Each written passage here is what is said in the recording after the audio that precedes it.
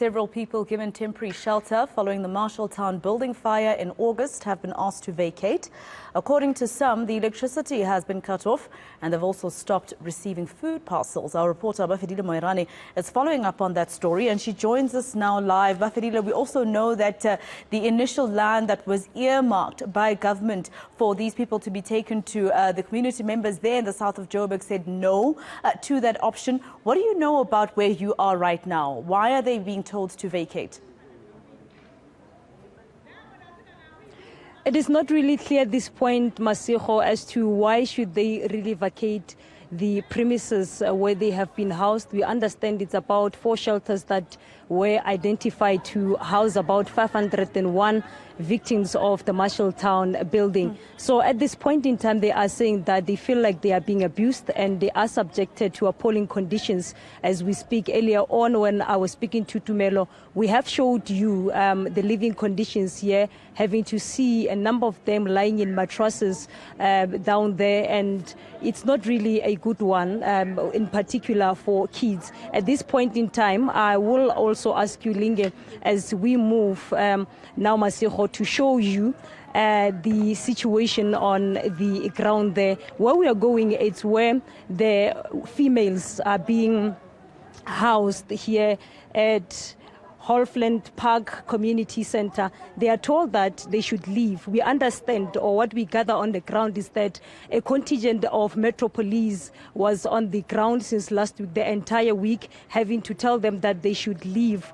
Otherwise, if they do not leave, they will be forced to leave. So this is the living condition that they are subjected to. It is elderly people here and also the kids, you know, and they're saying that they're calling to government to come forth to assist them, because what we understand, the organizations or the NGOs that were working with them are no longer on the ground to assist them. They are left on their own to fend for themselves. So this is really a sad situation. In particular, I see little kids at about 8 months to 5-year-old having to be subjected to this environment, Masiho, a really devastating one. So we spoke earlier on to a social worker, Mr. Nigel, who is actually on the ground having to assist them and having to seek help for them. They are saying that they've written letters to the presidency also to say that he must also descend down, try to find a mitigation plan in assisting the victims. Let us listen to what Nigel said to us earlier on. What's urgently needed is for proper long-term plans for all of the people that are in the shelter. At the moment, what government has done is it's tried to evict them from the shelter. These are people, there were 78 plus people killed in the fire disaster. There's over 500 people displaced, and people were brought to the shelter. At the shelter, we now have around 70 people who still remain here. Some of the people were given 2,000 to 4,000 rand and told they must go and find alternative accommodation and reset up their lives with just that little measly amount of money.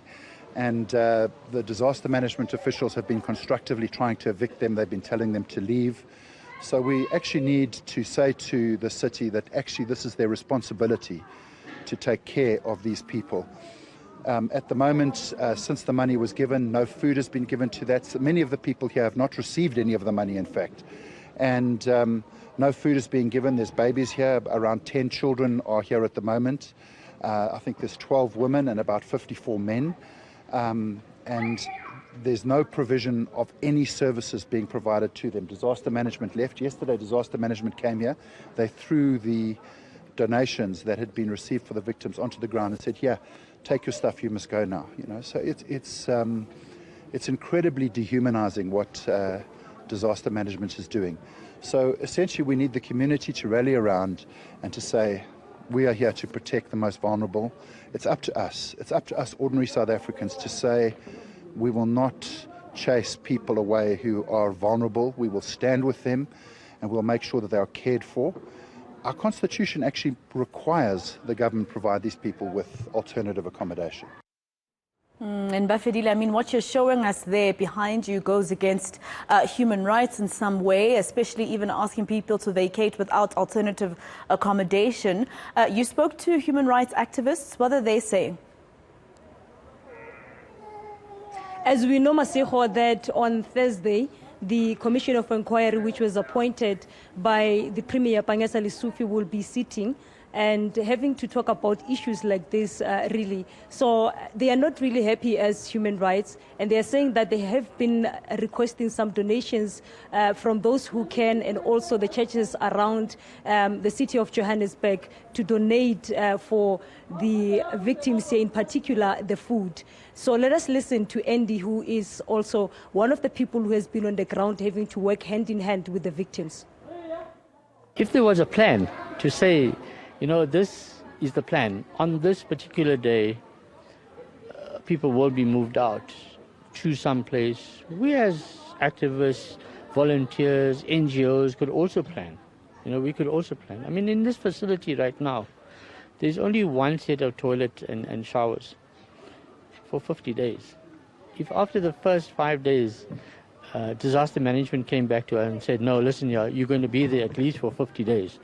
We could have reached out to donors and said, can you provide some mobile toilets and showers?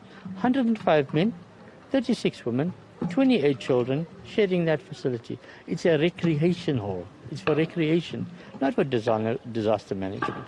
So this is what we're still calling upon, you know, government, various spheres of government, whether it be housing, human settlements.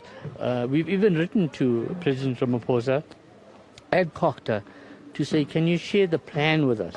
Because we cannot see a plan. We don't want a theoretical plan. We want a plan which ties into what we are actually seeing on the ground. People want to run their business again. So some sort of grant to get people to work and start their own businesses. We've seen, we've given some people some funding to start their small business, and we've seen that they bought the next round of stock with the profits that they've made. People don't want to stay here. People don't want to stay in the street either. All right, Bafedile Moerane live for us in Johannesburg with that devastating story. We'll, of course, catch up with Bafedile a little later on Channel to see if anybody else is going to try and assist those who were displaced.